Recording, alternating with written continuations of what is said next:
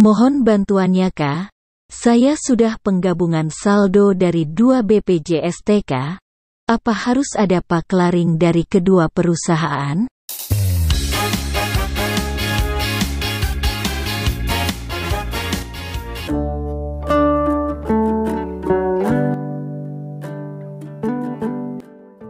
Sebenarnya pertanyaan seperti ini sudah banyak ditanyakan oleh teman-teman yang lain ya, dan saya juga sudah menjawab di kolom komentar.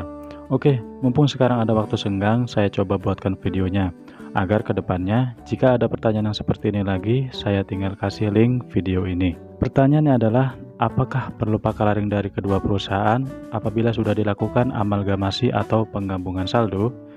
Jawabannya adalah cukup melampirkan satu paklaring saja, yaitu dari perusahaan yang terakhir. Jadi kalau sudah melakukan penggabungan saldo, misal kamu dulu pernah bekerja di 3 perusahaan. Yang pertama, misal kamu masuk perusahaan pertama kali pada tahun 2005 di PT, misalnya nama PT-nya PT Hardolin. Lalu pada tahun 2010 kamu masuk lagi ke perusahaan yang kedua, misal nama PT-nya PT Maju Terus.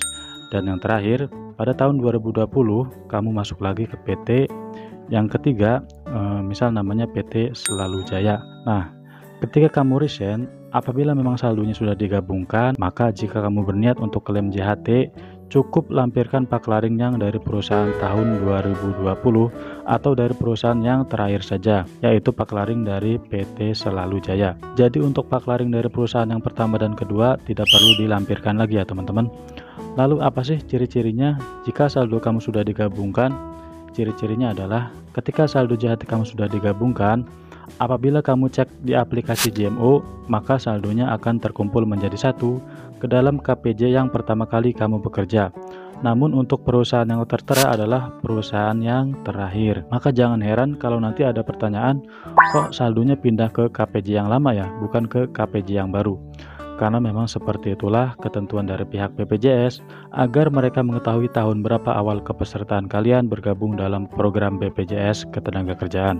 Nah, untuk KPJ-nya karena memang sudah digabungkan, maka kamu boleh melampirkan yang dari perusahaan yang pertama.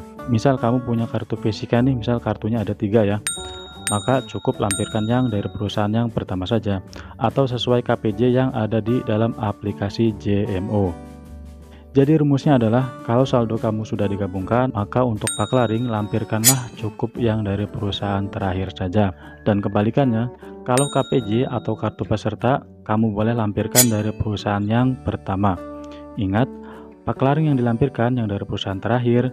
Kalau kartu pesertanya atau KPJ-nya, cukup lampirkan yang dari perusahaan pertama atau awal kalian bekerja. Jadi seperti itulah penjelasan singkat dari saya, semoga dapat dipahami dan semoga bermanfaat.